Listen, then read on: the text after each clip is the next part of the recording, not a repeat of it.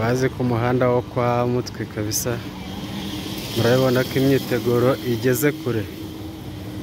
Ejo kabisa amagare azaba azamuka ahangaha ahaguruka cyane. Kugira ngo murabona ukuntu umuhanda umeze.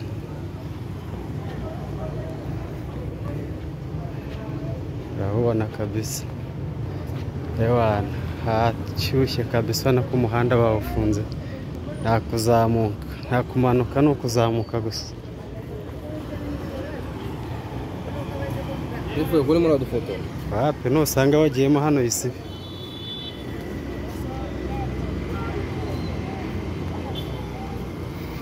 Ewana ni gutya amagare azajya akata.